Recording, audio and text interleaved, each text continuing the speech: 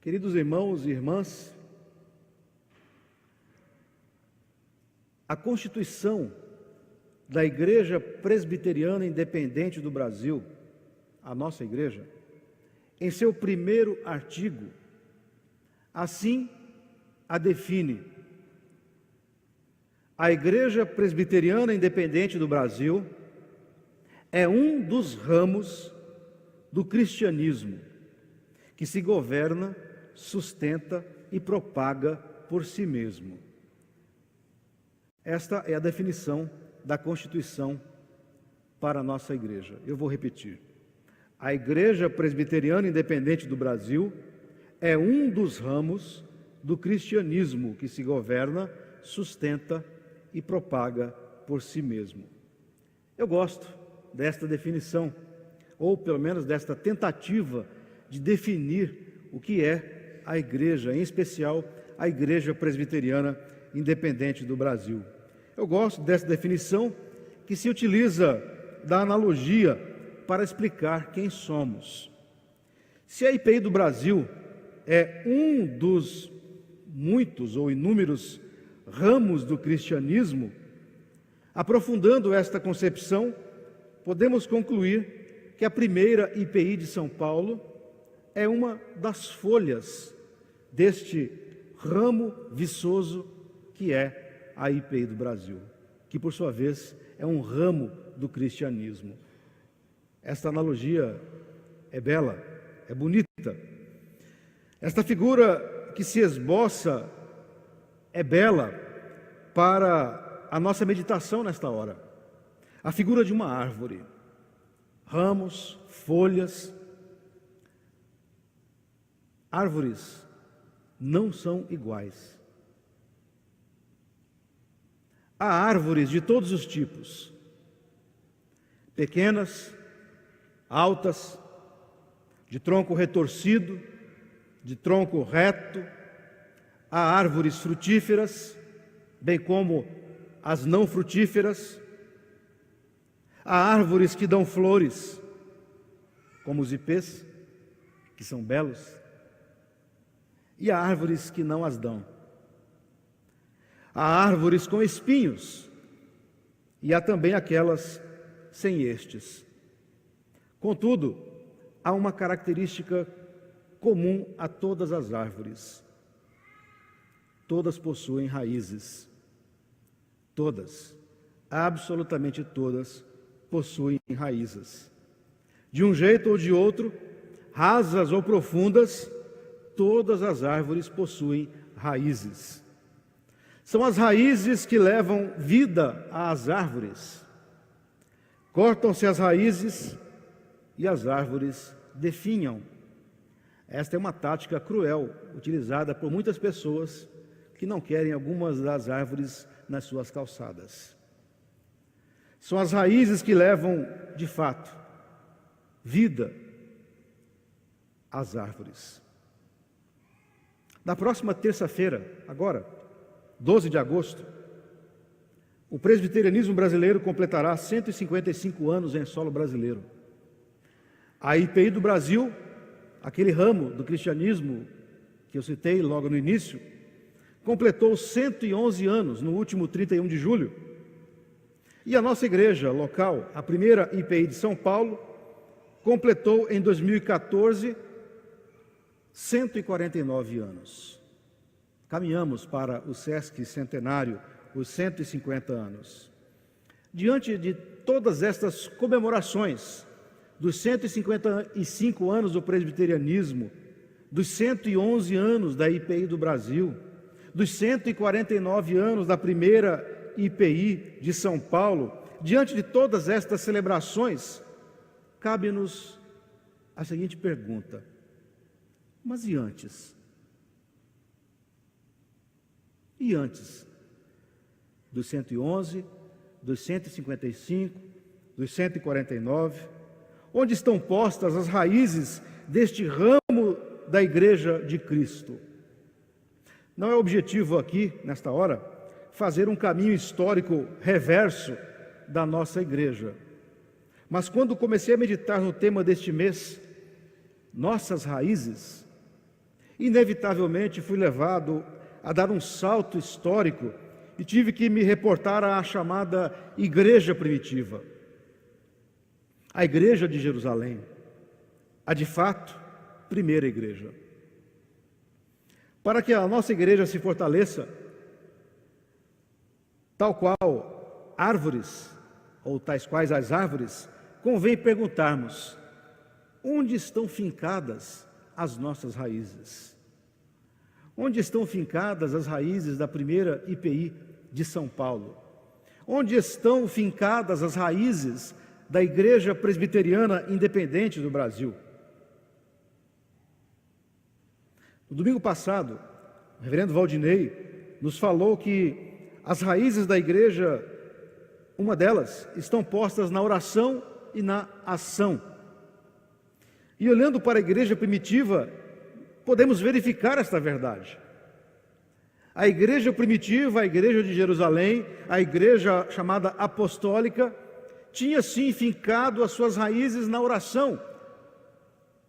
Mas também podemos verificar que, a partir do texto que acabamos de ler, podemos verificar que, além da oração, as raízes que nos nutrem estão postas no ensino, versículo 42 do texto que acabamos de ler. Os novos convertidos estavam fundamentados no ensino, perseveravam no ensino da doutrina dos apóstolos. A experiência da igreja dos novos convertidos em Jerusalém é um marco, é um modelo, é uma referência a nós ainda hoje. Em certo sentido, a igreja primitiva nos dá o caminho a seguir para sermos fortalecidos como igreja.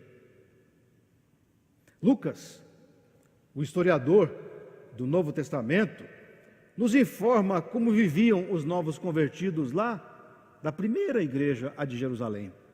No verso 42, ele nos dá uma dica: e perseveravam na doutrina dos apóstolos. Era assim que viviam os novos convertidos da igreja de Jerusalém, perseverando na doutrina dos apóstolos. Não há outra forma de perseverar na doutrina dos apóstolos senão pelo ensino. Disso a igreja cristã aprendeu cedo, na mais tenra idade. Logo no seu início, logo no seu nascedouro em Jerusalém, a igreja já se debruçava sobre o ensino fiel às doutrinas.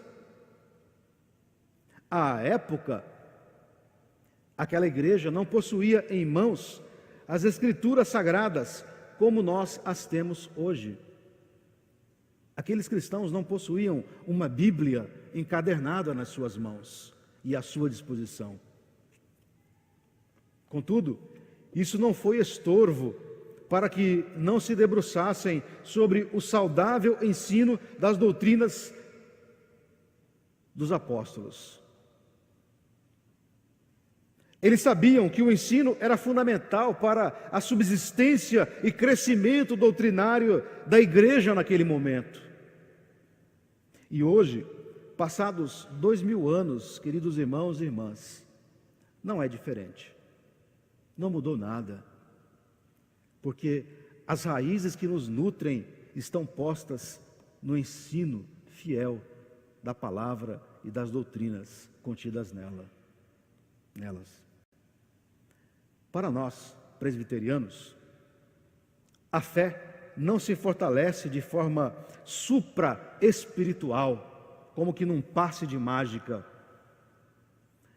A fé não se fortalece isolada e insuflada por uma espiritualidade alienante. Antes, a fé é fortalecida a partir do estudo criterioso das Escrituras Sagradas, que nos apresentam as doutrinas que fundamentam a nossa vida cristã e dão sentido à nossa existência enquanto igreja de Cristo.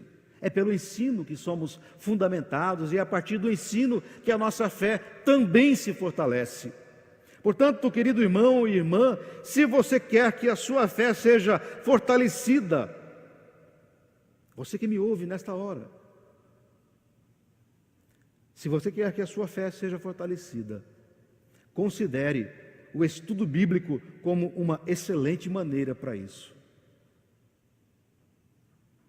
Na semana passada, no domingo passado, o reverendo Valdinei convidou toda a igreja para o período de 150 dias de oração como forma de fortalecimento da nossa igreja, que é também uma das raízes verificadas lá na igreja de Jerusalém, porque eles também perseveravam na oração.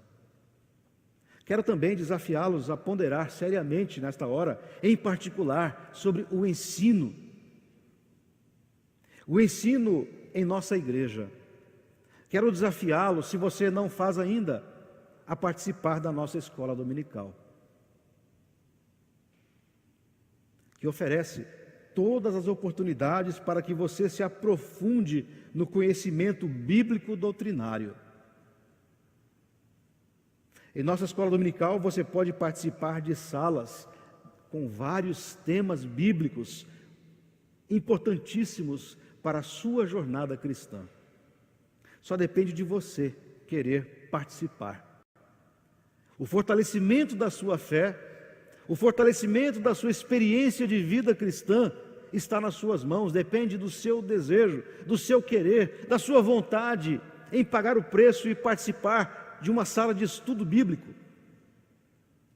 A igreja oferece todas as oportunidades para que a sua fé se fundamente, se fortaleça a cada dia mais. Aliás, hoje iniciamos um novo período da escola dominical com novos cursos que com certeza serão publicados pelo reverendo Reginaldo logo mais no período de avisos.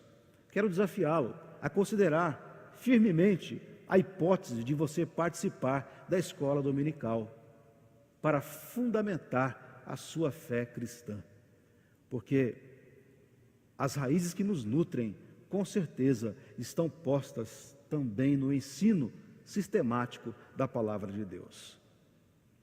Em segundo lugar, as raízes que nos nutrem estão postas também na comunhão. A igreja que estava em Jerusalém, de acordo com Lucas, no mesmo verso 42, esta mesma igreja perseverava na comunhão. Com certeza, este era um fator auxiliar para que aqueles primeiros cristãos pudessem ficar firmes na fé. Em meio às dificuldades naturais da vida e da perseguição que sofriam dos judeus, o que era muito comum na época, a comunhão era um elemento que lhes fortalecia a esperança. Não nos esqueçamos, o cristianismo surgiu para os judeus como uma seita que devia ser combatida, como uma aberração que deveria ser contida a todo custo. Saulo de Tarso é uma prova cabal disso, com suas ações contra os cristãos, perseguindo-os, levando-os inclusive à morte. Então aqueles primeiros cristãos sofriam, por certo, grande dificuldade nas mãos dos judeus, que não compreendiam a razão de ser da igreja, e muito menos a pessoa do Messias em Jesus Cristo. Quando um deles, dos cristãos, dava sinais de esmorecimento diante das lutas, a comunhão era a diferença e fazia com que encontrassem forças uns nos outros para continuar a trilhar o Evangelho de Jesus Cristo. Era assim que eles também fortaleciam a sua fé. A nossa fé pode ser fortalecida também na comunhão. Assim, por conta desta íntima comunhão que mantinham, se ajudavam mutuamente, e se ajudavam mutuamente porque tinham comunhão. É aquela velha história do biscoito, que ninguém sabe se vende mais porque é fresquinho ou se é fresquinho porque vende mais. Assim era a vida comunitária daquela igreja. Se fortaleciam porque viviam em comunhão, e viviam em comunhão porque se fortaleciam. Por esta razão, podemos dizer que a comunhão é uma das raízes que nutrem a nossa fé, que nutrem a nossa jornada cristã. Cristãos que partilham suas vidas uns com os outros, têm fortalecido a sua fé e a compreensão de seu papel no reino de Deus. Você pode fazer isso. Isso não está distante de nós. Ainda que vivamos numa megalópole como São Paulo, podemos ainda assim nutrir a comunhão uns com os outros, e a comunhão nutrirá a nossa expectativa de vida cristã, a nossa esperança junto ao Senhor. Portanto, queridos irmãos e irmãs, não desconsiderem a comunidade, não desconsiderem a possibilidade de conviver uns com os outros. A igreja também possibilita isso a todos. Nós sabemos da dificuldade que é viver numa cidade como São Paulo, onde todos acordam muito cedo, vão para o trabalho, chegam tarde à noite e não têm tempo muitas vezes sequer para a família, muito mais difícil ainda para a igreja. Foi pensando nisso que a igreja pensou num espaço de comunhão específico, que é o Ressurgência, o qual você também está sendo desafiado a participar, para estreitar os laços de irmandade, estreitar os laços de amizade cristã, estreitar os laços de comunhão fraterna em Cristo Jesus. Já é o segundo encontro, o Ressurgência, e também quero desafiá-lo a ponderar seriamente a esse respeito, de participar desse encontro com vistas ao fortalecimento da sua comunhão, e em fortalecendo a sua comunhão, da mesma maneira e como consequência, fortalecer a sua esperança e a sua fé no Senhor. Considere isso, porque as raízes que nos nutrem também estão postas na comunhão, assim como estavam postas lá na igreja de Jerusalém, porque eles viviam, perseveravam na comunhão uns com os outros, gostavam disso, pagavam o preço disso e queriam isso, viver em comunhão, porque precisavam uns dos outros para fortalecerem-se mutuamente como povo de Deus. Esse é um desafio a você e a mim nessa noite, aqui também valorizemos a comunhão uns com os outros. Em terceiro lugar, o tema deste mês, Nossas Raízes, nos leva a ponderar que as raízes que nos nutrem estão postas no louvor a Deus. Lucas, o historiador neotestamentário, nos informa, mesmo sem detalhes, mesmo sem minúcias, Lucas nos informa que a igreja de Jerusalém, além de permanecer fiel aos ensinos dos apóstolos, da doutrina dos apóstolos, e além de buscar a comunhão, diz-nos o historiador, se reuniam com o objetivo de louvar a Deus, no versículo 47. O curioso nesta narrativa é que só depois, e tão somente depois, de terem feito e vivido todas as coisas, viver em comunhão, buscar o ensino, é que os novos convertidos louvavam a Deus. Ou seja, o louvor a Deus tornou-se quase como que uma consequência natural dos seus atos junto às pessoas, e não o contrário.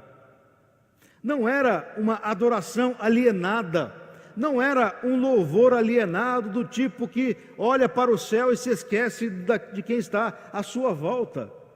Não era esse o tipo de louvor, mas ao contrário, era um louvor que primeiro olhava para os seus pares e só então, depois de terem feito todo esse trabalho, é que se voltavam juntos para o louvor a Deus. Não o contrário. Talvez esta seja a razão pela qual Lucas, o historiador, narra o fato apenas no final do trecho. Talvez seja esta a razão. Isso me faz lembrar também do breve catecismo de Westminster, que em sua pergunta número 1 indaga: qual é o fim, qual é o objetivo principal do ser humano?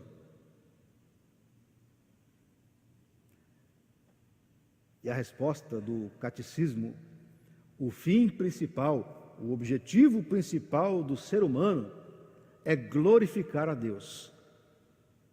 Eis a razão da nossa existência. O fim principal do ser humano é glorificar a Deus e gozá-lo para sempre. O louvor a Deus é parte integrante da vida cristã. Glorificar a Deus é a gênese da nossa existência enquanto Igreja de Cristo. Fomos criados, fomos formados para a glória de Deus, fomos criados para o louvor a Deus. Mas nem sempre valorizamos a tal ponto esta temática, o louvor a Deus, a adoração a Deus. João Calvino, percebendo a importância deste ato, afirmou: em geral, os homens louvam a Deus de tal maneira que ele raramente obtém a 10ª parte do que lhe é devido. Ou seja, damos muito pouco louvor a Deus, damos muito pouco daquilo que podemos para o Senhor em termos de adoração e louvor, porque as raízes que nos nutrem estão postas com certeza na glorificação, no louvor, na adoração ao Senhor. Falar do louvor como uma raiz que nutre a nossa fé pode parecer piegas. Contudo, é bom que nos lembremos que na eternidade, lá na eternidade, não haverá outra ação de nossa parte além da adoração e o louvor a Deus, junto a anjos e querubins. Portanto, se você, querido irmão, querida irmã, quer fortalecer a sua fé, considere a necessidade de aprender, de apresentar diante de Deus o seu louvor. Você pode fazê-lo com a sua vida, você pode fazê-lo com ações, mas também considere a hipótese de você adorar e louvar a Deus com a sua voz. É também uma possibilidade, talvez a mais conhecida, a mais apresentada diante de nós. E se você quiser usar a sua voz para o louvor a Deus, quero ajudá-lo deste santo empreendimento. A nossa igreja lançou a campanha 150 anos, 150 vozes. Um desafio aos membros para que cheguemos ao sexticentenário com o coro sendo integrado por 150 vozes louvando a Deus por tudo aquilo que Ele tem feito a nós ao longo deste século e meio. Por que não considerar esta possibilidade? E talvez você esteja a se pensar, mas eu? Sim, você. Por que não você se integrar ao coro que entoará no sexticentenário o grande louvor e a grande adoração da igreja? Você pode fazer isso. Considere a possibilidade de integrar o coro misto neste grandioso coral que faremos. Você pode conversar com o regente, o André Russo, e ver essa possibilidade. Por que não? Semana passada, não sei se foi visto o vídeo à noite, e alguns irmãos disseram naquele testemunho: olha, eu não pensava que pudesse cantar, até que alguém me disse: olha, você pode fazer isso. E eles estão já integrados ao coro. Você também pode fazer isso. Você pode fortalecer a sua fé a partir do louvor e da adoração a Deus. Porém, antes de tomar qualquer atitude, não se esqueça jamais de que as raízes que nos nutrem estão postas também no louvor a Deus. Voltando à analogia primeira, se queremos que as folhas deste ramo do cristianismo continuem verdes, precisamos observar, e mais que observar, precisamos colocar em prática, eu e você, o exemplo da igreja de Jerusalém, de forma tão bonita descrita por Lucas.